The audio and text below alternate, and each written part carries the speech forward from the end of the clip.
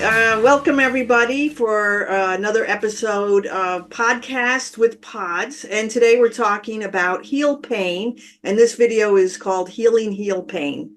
So we are four podiatrists and we're going to talk to you as a patient or, someone suffering from heel pain. And you'll get a perspective of four different podiatrists on how to diagnose heel pain, how to figure out what's wrong, and what you might expect when you go to the podiatrist, first line treatments and, more complicated treatments for heel pain. So joining me, my name is Christina Jansen, and I'm a podiatrist in New York City. And I'm joined by Michelle Kurlansky, and she is a podiatrist in Maine. And Sondama Tar, Dr. Tar is from Arizona, and Dr. Hinduja is from Pennsylvania. So we're from all around the country with different perspectives on heel pain. So let's start with Dr. Hinduja. If you want to give us an idea of what it would be like for a patient to go to a podiatrist and they've had heel pain for some time, probably a month or 2 months of pain before they figure out that they're probably going to have to go to a foot doctor. What could the patient expect in terms of getting a diagnosis? Hi, thank you for the opportunity. Number one, it's important to get a good detailed history by the podiatrist. History is the key. A doctor will ask them what kind of pain they're suffering. Is it sharp? Is it burning? Is it throbbing? It's important and a key information to know where exactly is it pain. Is it back of the heel? Is it on the bottom of the heel? How long it is? The pain has been going for a year, 2 years, or a couple years. And is it getting worse, better? Does it get better with anti-inflammatory? Does it get better while you rest? And what makes it worse? So it's important to know what is the nature of job, what patient does. Is it standing all day, sitting on a desk? Does working makes it worse, or sitting all day makes it better? And what over-the-counter treatment they have done. It's important to let your doctor know about it. The next thing is a podiatrist will perform a good thorough clinical exam, which they will palpate on the heel, bottom of the heel, top of the heel, along the bottom of the foot, also on the back of your leg. They will also do some biomechanical exam to make you stand and everything, just to get an idea what kind of foot type you have. And the next thing is going to be, there's a test called Tinel sign, trying to look for if there's a nerve entrapment going on. So these are the important tests they do while you see the podiatrist the first time. The next important thing is to look at the imaging. The first key thing is to look at an x-ray, which most podiatrists have in the office. They should order an x-ray, whether you have a heel spur, or sometimes people have stress fracture going on. So it's important to get an x-ray. And as it if it doesn't get better, then further imaging like ultrasound and MRI also come into the place. Oh, okay. Yeah. And speaking of years of pain, I've frequently had patients that actually came in with pain for 30 years, 20 years, 30 years. I'm older than you guys, but I've been in practice almost 40 years, but I've had patients with heel pain for decades. Have you guys experienced that? Absolutely. Sometimes people feel like it's just a part of their life, part of the old age, or they were born a certain way. They learn to live with it, and that stops them, especially as you get older. Okay, yeah, but I think it's really important what you were saying, all the different diagnoses that you could have for heel pain. What if you had nerve entrapment and then a person wouldn't know what was wrong, and then they would go to the drugstore trying to help themselves and, wouldn't be able to get any help. Dr. Tar, why don't you talk to us, like, what are the first line of treatments that a patient might expect at the podiatrist's office? So first line treatments for heel pain, there's a couple different options that patients have. The most common one definitely is stretching. If the heel pain is due to something like plantar fasciitis, and again, a reminder, not all heel pain is plantar fasciitis, but if you're diagnosed with plantar fasciitis and it is in fact that and not something else, like a trapped nerve or certain ligaments or tendons being involved, stretching can be very helpful for plantar fasciitis specifically. Usually your foot doctor or podiatrist will give you different exercises that you can do at home that help to lengthen your Achilles tendon, give you more range of motion at your ankle. And over time, that will help to lessen your pain and then hopefully get rid of your pain. So that is something that you should definitely ask for if you have been diagnosed with plantar fasciitis. NSAIDs, NSAIDs are a class of drugs like your ibuprofen, over the counter. Sometimes podiatrists do write a prescription, but over the counter is fine. You can take those. That can help temporarily with plantar fasciitis pain specifically. The thing is, though, with NSAIDs is that, again, you want to make sure that you and your doctor are getting to the root cause of your problem. You definitely don't want to be on NSAIDs for something like this for years on end, and the root cause of why you're having or continuing to have heel pain isn't being addressed. But if you're coming in for the first time, second time, you're just establishing care with your foot doctor and you're in a good amount of pain, it is a good idea at least to knock out the pain temporarily to take an NSAID.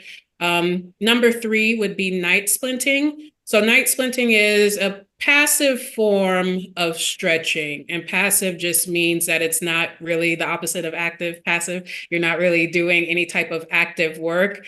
Night splints can be purchased a lot of different places. Sometimes your podiatrist will carry it. Sometimes they'll tell you to buy one on Amazon, one that they recommend, a brand that they like or a style that they like, and you'll put it on the foot that's affected, and it stretches your Achilles tendon really without you doing much work or really no work at all.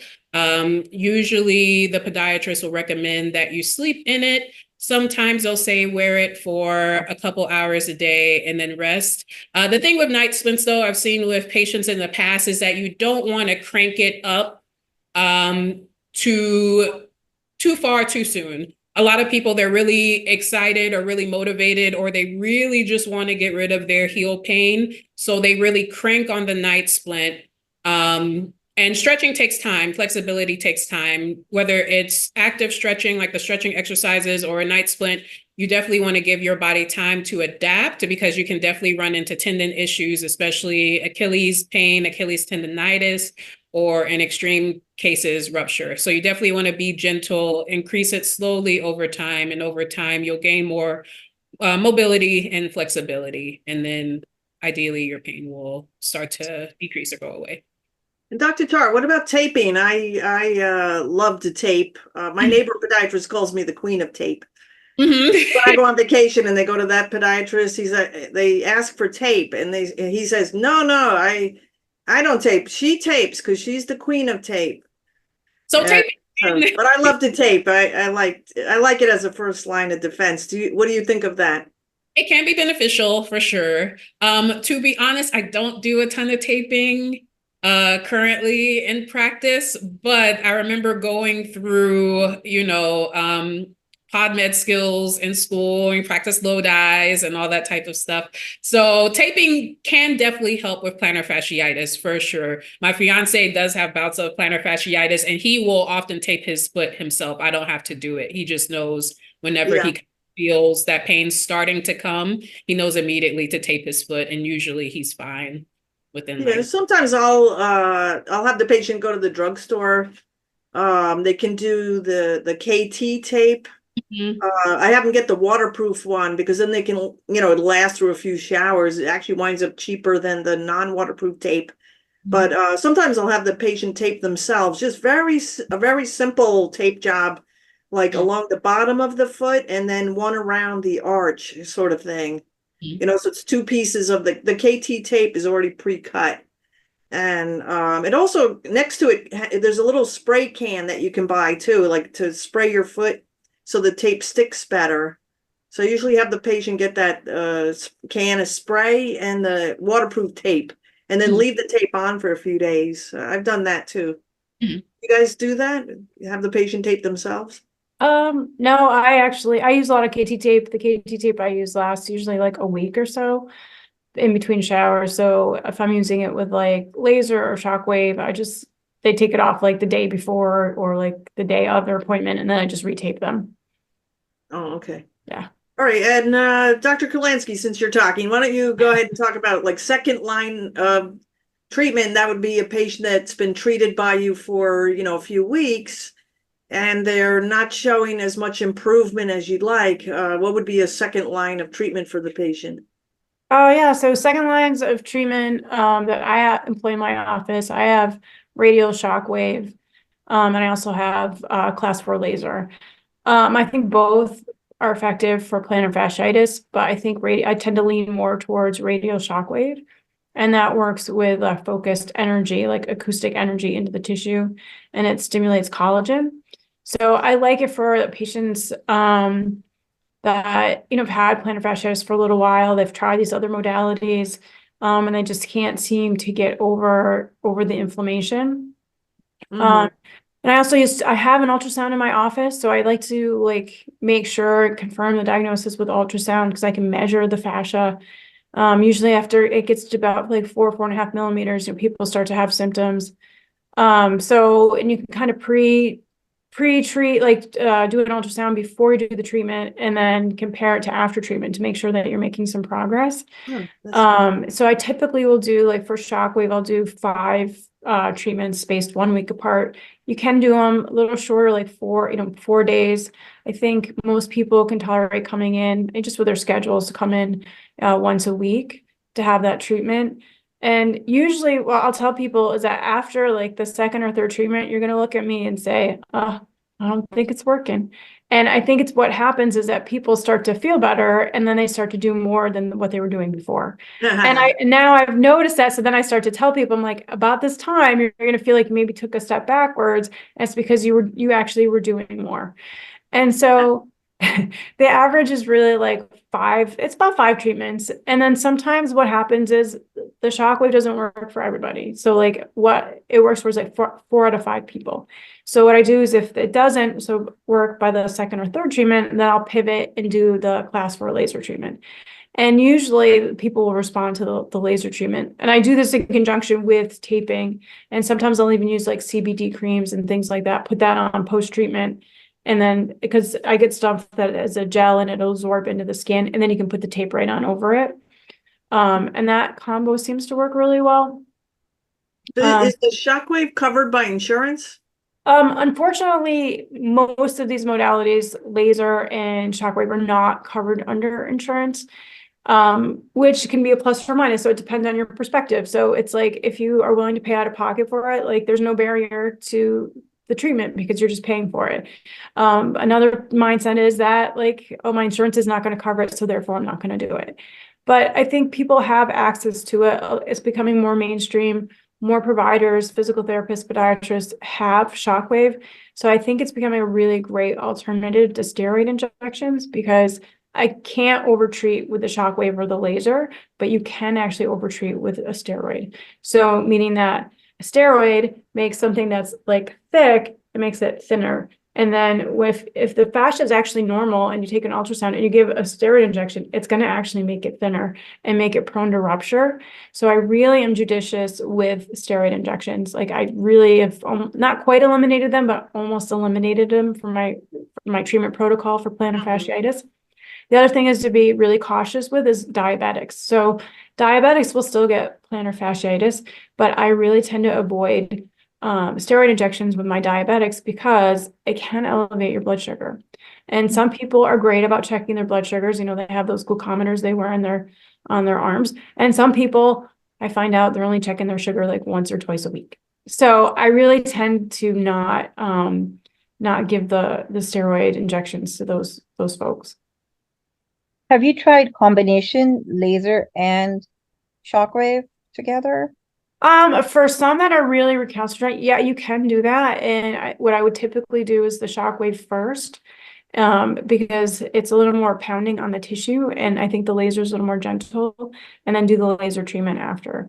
It's just using two different energies. So like the shockwave's actually using like sound waves, acoustic, and then the laser's using light energy. And the light energy is very much like photosynthesis. So this light energy is going into the tissue, into the mitochondria, and kickstarting this whole process to get rid of the inflammation and promote like cell turnover and collagen.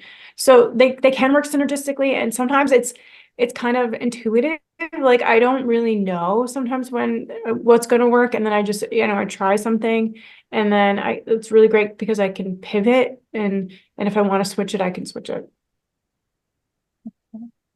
No one spoke about orthotics, so I would like to speak about orthotics. Yes, no, sorry, go ahead. That's I fine. love orthotics. And I use orthotics. You are the queen. You are the orthotic queen. I love orthotics. I love to make orthotics. I actually use orthotics. They're also not covered by insurance. I usually I don't know why, but my practice I tend to get people who have already seen like 10 podiatrists. I don't accept insurance. I'm a direct pay provider, which is basically most of us are pretty much direct pay. And orthotics are not covered by insurance. So by the time the patient comes to see me, they've tried so many other things. So I usually use orthotics as a first line treatment myself. And I have very good luck with orthotics. I adjust orthotics. I have the orthotics set a certain way for the first month for the patient to get like an aggressive relief of the heel, the calcaneus, the bone, and the plantar fascia. And then I'll have the patient come back like a month later and, adjust the orthotic to get the foot, into a more normally functioning position, after the pain is getting better. But I also I use modalities too. I have a class 4 laser. I sometimes have to use that. But I like orthotics. What do you, Dr. Tar, what do you think about orthotics? You didn't mention it. Oh, yes, sorry. Orthotics are great, especially for very new pain due to plantar fasciitis, just because it helps relieve additional pressure and tension from the plantar fascia. So I definitely will recommend orthotics for patients that are coming to see me first time for plantar fascia pain if I've diagnosed them as having plantar fasciitis for sure. Okay, yeah, and I was saying that I know some podiatrists use it as a second line because it's expensive. It's a big out-of-pocket expense for the patient. What about you, Dr. Hinduja? Do you orthotics as a first line treatment? First time when I see them, I always talk about orthotics during my first visit. I also say even if we get you better with all the conservative treatment, you should wear orthotics. So the plantar fasciitis will not come back. You have to do things proactively for it to not aggravate. And also you have plantar fasciitis or heel pain or Achilles tendon on one feet. You also want to protect your other foot. So I strongly believe orthotics is a good one to give even after they get discharged. And what do you guys think about shoes? Like, what are good shoes for people with heel pain? Dr. Kurlansky, why don't you start? Well, I guess first thing is I look at patients' shoes and just say, like, if they're over a year old, they gotta go. Like, and you have heel pain, that you need new shoes. And I also look at the wear pattern. So a lot of people will wear older shoes when they come into the office, which I kind of appreciate because I can see the wear pattern, especially if they're rubbing the back of the heel counter or they're blowing out this lateral side of their shoe. And so then I can kind of make some bases, like some shoe recommendations based on their foot type. And I don't, like, every brand has like different models within the brand. So it's hard for me to like say, oh, you need like a Brooks Ghost or you need a Hoka 1-1 or something like that. So I will kind of advise like either a stable shoe or a shoe that with a removable insert or things like that. And I will recommend them going to a reputable shoe store, to get measured, because most men over the age of 60 are wearing shoes that are too small. And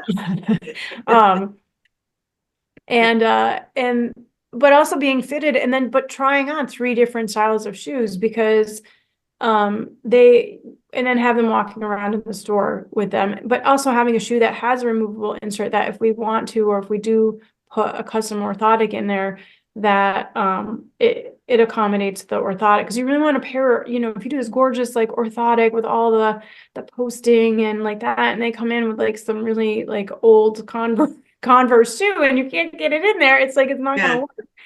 So you know, sometimes I'll just make them go before I even say that I can't give you an orthotic until you go buy new shoes. I just can't. I can't because I'm not pairing my gorgeous orthotic with your 3-year-old shoe. Yeah. What about you, Dr. Tar? What are your shoe recommendations?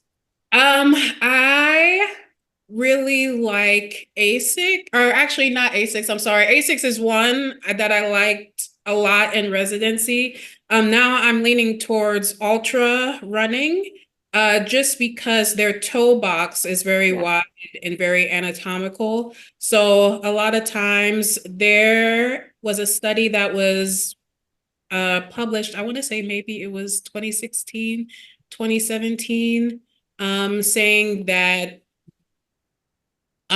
typical shoes, especially modern footwear, tends to be more tapered in the toe, especially super fashionable shoes that are like very pointy at the front, and that can compress certain arteries, especially lateral plantar artery, that can then set people up for plantar fasciitis down the line. So ultra running is a good brand for me personally, just because the shoe or the toe box is very anatomical. It's shaped to really the shape of the human foot. I totally agree because I'll tell you what, the Asics gel no longer can take orthotics because they've added this new, very, very thick foam padding that prevents an insertion of an orthotic into the shoe. And I'm in the process of making a video that's with several patients showing how they developed heel pain because the Asics sneaker has this new feature. And they obviously did not design the new Asics with a podiatrist helping, because they cannot fit orthotics, and that big heel pad actually makes the heel bone twist. And I have had patients who have developed heel pain just from the shoe itself. So it used to be a very go-to shoe for podiatrists, and now it's a shoe to avoid. Asics. But I agree with the Ultra. The only problem with the Ultra is they only last about 6 months. They fall apart really fast. But it's a glorious 6 months. They do well. They take orthotics. They're very good. Wide toe box. I totally agree with that, Dr. Tar. You know, very good. I like New Balance too. New Balance was just purchased by some other entity. I don't know what happened. Some of the models of New Balance have started to use poor quality materials, and I've seen a lot of fake New Balances, like fake V4. Yeah. Oh, really? You know, they started making V4 again, and it's so obviously not V4. I don't know what the heck is going on with New Balance. I also would like just one last thing about shoes is I tell patients when they have heel pain to make sure they wear their shoes in the house. So basically every waking moment, make sure you're wearing shoes. Don't go barefoot because, you know, even an hour of barefoot and people are puttering around a lot more than they think, can start to aggravate the heel pain again. Christina, what do you think? What do you think about like the Bionic sandals or Power Step sandals or like UFOs for heel pain? I know podiatrists like them. I really have no luck with them. They're not much better than barefoot. I'm not sure why.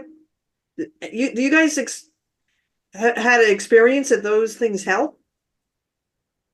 My patients seem to like the UFOs sandals. I think they kind of like the cushion support of the sandals. I don't know if that's actually fixing anything, but they find them comfortable.